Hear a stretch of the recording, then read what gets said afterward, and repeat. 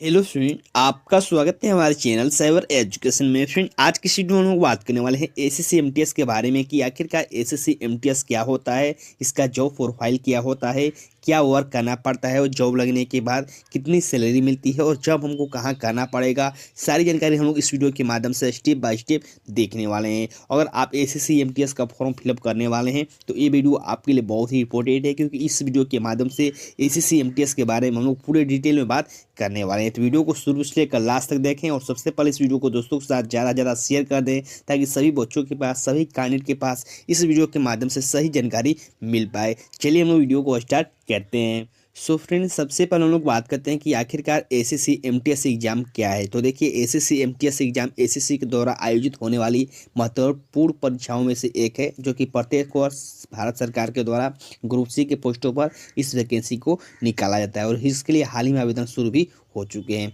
SSC MTS के full form के बारे में बात कर लेते हैं। आखिरकार एमटीएस का फुल फॉर्म क्या होता है। तो देखिए, एमटीएस का फुल फॉर्म होता है मल्टीटास्किंग स्टाफ। ठीक है, तो बिल्कुल आप इसको याद रख सकते हैं। एमटीएस फॉर्म फिलअप करने के लिए कौन कौन से कैंडिडेट आवेदन कर पाएंगे। तो देखिए, जो कैंडिडेट एमटीएस के लिए आवेदन करना चाहते हैं उनको सिंपली 10वीं पास होना चाहिए, यानी कि जो कैंडिडेट मैट्रिक पास कर चुके हैं वो कैंडिडेट बिल्कुल इस फॉर्म को फिलअप कर सकते हैं। ठीक है, चलिए हम इसकी अगले स्टेप में बात करते हैं। SSC MTS eligibility age limit, यानी कि आपको फॉर्म फिलअप करने के लिए आपके पास कितनी एज होनी चाहिए, ये भी जानना बहुत ही ज़रूरी है। तो देखिए, जो कैंडिडेट इस फॉर्म को फिलअप करना चाहते हैं उनका जो उम्र है 18 वर्ष से लेकर 25 वर्ष के बीच होना चाहिए, तो बिल्कुल आप आवेदन कर सकते हैं। हालांकि जिन कैंडिडेट का उम्र ज़्यादा हो चुका है उनको छूट भी दिया जाता है एज में। यहाँ पे मैं आपको यहाँ पे लिस्ट दिखा दूँ। यहाँ पे देख सकते हैं, मेंशन किया है कि जो कैंडिडेट का उम्र ज़्यादा हो चुका है और ओबीसी कैंडिडेट से बिलोंग करते हैं तो उनको 3 वर्ष का छूट दिया जाएगा।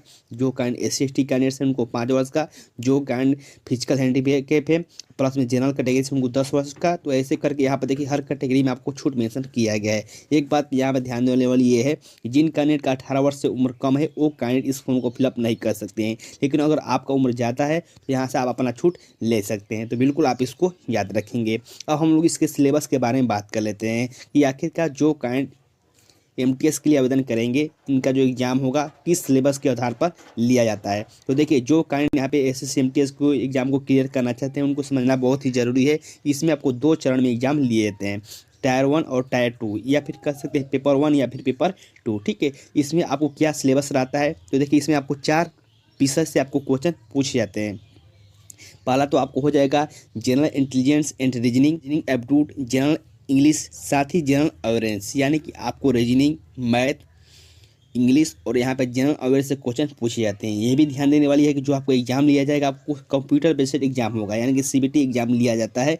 ये भी आपको याद रखना है। ठीक है, पेपर 2 की बात करें तो पेपर 2 में आपको स्किल टेस्ट होता है, जिसमें आपको एक डिस्क्रिप्टिव पेपर लिखना होता है, जिसे ऑफलाइन आयोजित किया जाता है। ठीक है, तो यहाँ पे मैं आपको इमेज के माध्यम से हाईलाइट करके दिखा दूँ। यहाँ पे देखिए मेंशन किया गया, पहला जो परीक्षा होगा आपको objective multiple choice type question होगा, जो कि कंप्यूटर बेस्ड होगा। साथ ही आपको जो सेकेंड एग्जाम होता है ये आपको वन्यतम पेपर होता है, जो कि पेन और पेपर पर आधारित ऑफलाइन एग्जाम लिया जाता है। अगर आप इन दोनों एग्जाम को क्लियर कर लेते हैं तो बिल्कुल यहाँ से आपका सिलेक्शन हो जाएगा डॉक्यूमेंट वेरिफिकेशन होने के बाद। अब हम लोग बात करें एसएससी एमटीएस की एप्लीकेशन फी के बारे में कि आखिरकार फॉर्म फिलअप करने के लिए आपको कितना चार्ज देने की ज़रूरत है। तो देखिए, जो कैंडिडेट जनरल या फिर ओबीसी कैंडिडेट हैं उनको 100 रुपये चार्ज देना होता है। ऑनलाइन के माध्यम से पेमेंट कर सकते हैं या फिर ऑफलाइन के माध्यम से भी पेमेंट कर सकते हैं। लेकिन जो कैंडिडेट SC/ST कैंडिडेट हैं या फिर जो कैंडिडेट फिजिकल हैंडीकैप है, एक सर्विसमैन है, या फिर सभी महिलाओं के लिए भी आपको जो फॉर्म फ्री है बिल्कुल फ्री है। यानी कि यहाँ पे देखिए मेंशन किया गया नील, यानी कि आपको कोई भी चार्ज नहीं लगेगा उन कैंडिडेट के लिए जो कैंडिडेट SC/ST है, फिजिकल हैंडीकैप है या फिर एक सर्विसमैन है, या फिर सभी कैटेगरी की महिलाओं के लिए जो फॉर्म फ्री है बिल्कुल फ्री होता है। बिल्कुल इसको याद रखेंगे। अब चलिए हम लोग बात करते हैं एसएससी एमटीएस के पोस्ट डिटेल के बारे में कि आखिरकार कौन कौन से पोस्ट आपको देखने को मिलती है। बहुत सारे ऐसे कैंडिडेट हो जिनको ये जानकारी नहीं होती है, तो चलिए हम इसके बारे में हम लोग बात कर लेते हैं। यहाँ पर देखिए मेंशन किया गया उन पदों के नाम हैं जो आपको एसएससी एमटीएस एग्जाम उत्तीर्ण करने के बाद मिलेंगे, जिनके लिए आपको भर्ती किया जाएगा। यानी कि आप एसएससी एमटीएस एग्जाम को क्लियर कर लेते हैं, क्वालिफाई कर लेते हैं, तो फिर आपको कौन कौन से पोस्ट मिल सकती है उसके बारे में हम लोग बात कर लेते हैं। तो यहाँ पर देखिए मैं आपको पोस्ट का नाम हाईलाइट करके दिखा दूँ। सबसे पहले आपको पोस्ट देखने को मिल जाएगा चपरासी, जिसे हम लोग इंग्लिश में पियून के नाम से जानते हैं, या फिर अभी इसको परिचारी के नाम से भी जाना जाता है। सेकेंड पोस्ट देखने को मिल जाएगा दफ्तरी का। थर्ड पोस्ट यहाँ पर देखिए मेंशन किया है जूनियर गेस्ट टर्नर ऑपरेटर जमादार, चौकीदार, माली, इसके बाद सफाई वाला, यानी कि इतने सारे पोस्ट देखने को मिल जाएंगे आपको एसएससी एमटीएस के दौरान। तो बिल्कुल आपको याद रखना है कि जो वैकेंसी निकाली जाती है 10वीं पास में निकाली जाती है और इसमें आपको कोई ऑफिसर लेवल की पोस्ट नहीं होती है। ये आपको चपरासी, दफ्तरी, चौकीदार या सफाई वाला आपको पोस्ट देखने को मिलता है, जो कि आप बाद में इसको प्रमोशन भी के माध्यम से आगे भी बढ़ सकते हैं। साथ ही आपको देखिए मेंशन किया गया ऊपर बताए हुए किसी एक पद के लिए कर्मचारी चयन आयोग आपका चयन करेगा। हाल की 50% से लगभग अभ्यर्थी को प्यून के लिए चुना जाता है, यानी कि आपको मेंशन किया गया अगर आपका एसएससी एमटीएस में सिलेक्शन हो जाता है तो आपको इन्हीं पोस्टों में से किसी पोस्ट को लिए आपको चुना जाएगा। लेकिन जो ज़्यादातर बच्चे होते हैं ये आपको प्यून के लिए चुने जाते हैं, यानी कि चपरासी के लिए चुने जाते हैं। तो बिल्कुल आपके मन में ये डाउट नहीं रखना है कि अगर आप एग्जाम क्लियर करेंगे तो आपको ऑफिसर बन जाएंगे, बिल्कुल ऐसा नहीं है। आपको चपरासी का ही पोस्ट मिलेगा लगभग, यानी कि जो मैंने आपको पोस्ट बताया इन्हीं पोस्टों में मिलता है, लेकिन जो आपको ज़्यादा पोस्ट मिलते हैं वो आपको चपरासी या फिर कह सकते हैं प्यून के लिए मिलते हैं। अब हम लोग बात करते हैं फ्रेंड कि आखिरकार एसएससी एमटीएस एग्जाम के अंतर्गत कौन कौन से विभाग आ जाते हैं, यानी कौन कौन से विभाग में आप काम कर सकते हैं। देखिए आप चपरासी के पोस्ट पर काम जरूर करेंगे, लेकिन जो आपका जॉब रहेगा सरकारी रहेगा। साथ ही आप अलग अलग विभाग में काम करेंगे, जैसे कि यहाँ पर देखिए कुछ विभाग का नाम मेंशन किया गया है। फर्स्ट में देखिए मेंशन किया ministry of home affairs. Next यहाँ पे देख सकते हैं मेंशन किया गया बहुत सारे यहाँ पे इनकम टैक्स डिपार्टमेंट। और यहाँ पे देखिए नीचे आने के बाद और बहुत सारे पोस्ट देखने को मिल जाएंगे, जैसे कि मेंशन किया गया इंटेलिजेंस ब्यूरो, यानी कि आईबी के में भी आपको वर्क करने के देखने को मिल जाएंगे। साथ ही आपको देखिए बहुत सारे विभाग मेंशन किया गया है, इसका भी स्क्रीनशॉट ले सकते हैं, एक एक करके बताने की जरूरत नहीं है, इसको आप देख सकते हैं। अब देखिए मेंशन किया गया नीचे आने के बाद आपकी पोस्टिंग भारत सरकार के विभिन्न कार्यालय एवं मंत्रालय में किसी में होगी। आप किस विभाग के लिए चुने जाएंगे इस बात पर निर्भर करता है कि एसएससी एमटीएस एग्जाम में आप कितने अंक हैं, यानी कि आपके कितने अंक हैं उसके अनुसार आपको किस विभाग में रखा जाएगा उस आप पर तय किया जाता है। तो बिल्कुल आप इसको याद रखेंगे। नेक्स्ट हम लोग बात करें इसके जॉब प्रोफाइल के बारे में, जिसके लिए हमने ये वीडियो बनाया है, तो आपको यह बात समझना बहुत ही जरूरी है। इससे पहले अधिकतर आपका काम होगा विभाग के अंदर डिपार्टमेंट या अफसर के दूसरे डिपार्टमेंट तक फाइल कागज़ को ले जाना।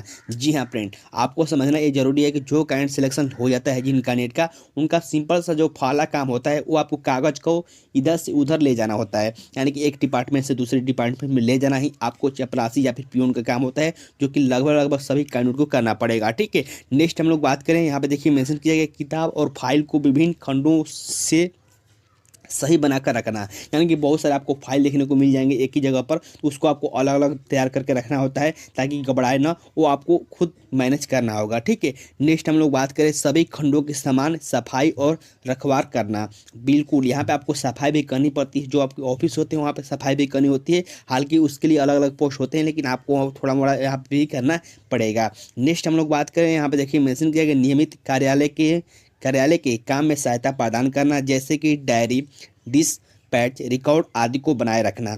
जी हाँ, आपको बहुत सारे यहाँ पे अलग अलग काम देखने को मिल जाएंगे, जैसे कि देखिए अब जो पोस्ट है आपको ग्रुप सी की है, चपरासी लेवल की है, तो यहाँ आपको थोड़ा बहुत तो यहाँ पे काम करना होगा, ऐसा भी। नेक्स्ट यहाँ पे देखिए मेंशन किया गया दस्तावेज की फोटो कॉपी करना, फ्लैक्स भेजना, डाक भेजना। बिल्कुल जैसे कि मैंने आपको वीडियो के थंबनेल में मेंशन भी किया था कि जो आपको जीरोक्स करना पड़ता है, फैक्स भेजना पड़ता है, डाक पहुँचाना पड़ता है, ये भी आपको काम होते हैं।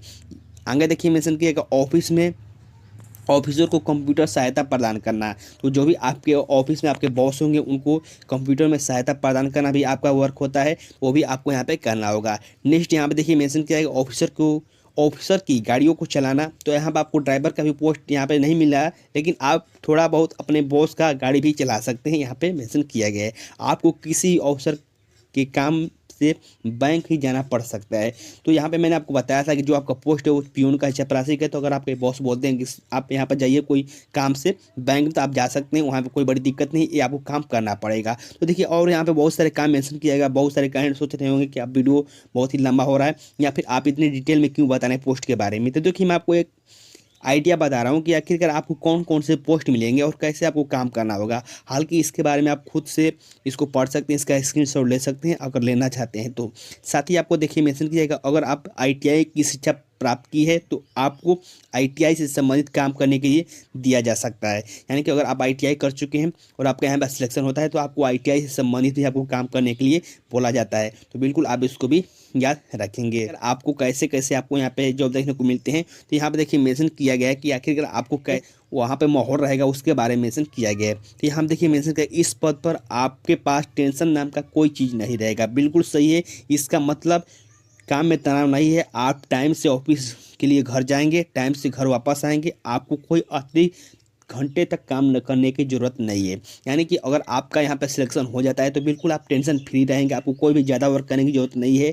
आप अपने समय से घर आ सकते हैं, समय से घर जा सकते हैं और यहाँ पे बहुत ही आपको अच्छा लाभ मिल जाएगा। नेक्स्ट बात करें, यहाँ पे देखिए मेंशन के त्योहारों पर आपको बोनस मिलेगा जो कि आपके सैलरी से अलग होगा। यानी कि जो भी आपको पर्व त्यौहार रहेंगे वो आपको बोनस के रूप में अलग से मिल जाएगा और साथ ही आपको जो सैलरी रहेगा ये तो आपको मिलेगा ही मिलेगा। साथ ही देखिए मेंशन का इस पद पर आपको छुट्टियाँ बहुत मिलती है और तैयारी करें तो ये छुट्टियाँ आपके लिए एक तोहफे से कम नहीं है। बिल्कुल बात सही है। और आप यहाँ पे सिलेक्शन ले लेते हैं, अगर चाहते हैं कि हम प्रमोशन होकर कोई दूसरे एग्जाम के क्लियर करें या फिर दूसरे एग्जाम की प्रिपरेशन करें तो आपके लिए अच्छा मौका मिल जाता है। यहाँ पे बहुत सारे छुट्टी देखने को मिलती है तो यहाँ पे आप अपने किसी एग्जाम की प्रिपरेशन भी कर सकते हैं।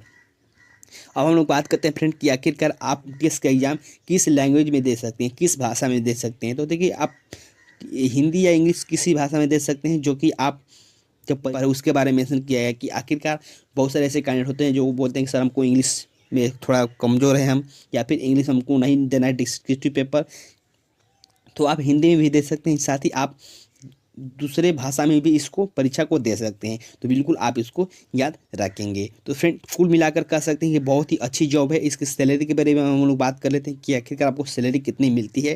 तो यहाँ पर देखिए मेंशन किया है कि जो आपका मिनिमम सैलरी है ये आपको 16,000 बताया गया, लेकिन आपको इससे भी बहुत अधिक मिलता है। और यहाँ पर देखिए मेंशन किया है कि 20,000 प्रति माह आपको पैसा दिया जाएगा, रुपया दिया जाएगा। तो बहुत ही यहाँ पे अच्छा खासा जॉब देखने को मिल जाता है। देखिए आपको ग्रेड पे मेंशन किया है कि 1,800 रुपया आपको प्रति माह ग्रेड पे रहेगा। साथ ही आपको यहाँ पे 20,000 रुपया प्रति माह आपको देखने को मिल जाएंगे। तो कुल मिलाकर आपको 25-30,000 रुपये आपको सैलरी के रूप में मिल जाते हैं। तो फ्रेंड बहुत ही अच्छी जॉब है SSC MTS के लिए।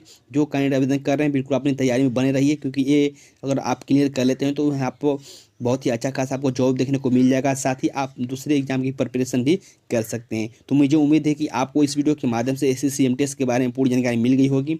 और आपको वीडियो पसंद आई हो तो वीडियो को लाइक करें और दोस्तों के साथ इस वीडियो को शेयर करना बिल्कुल ना भूलें।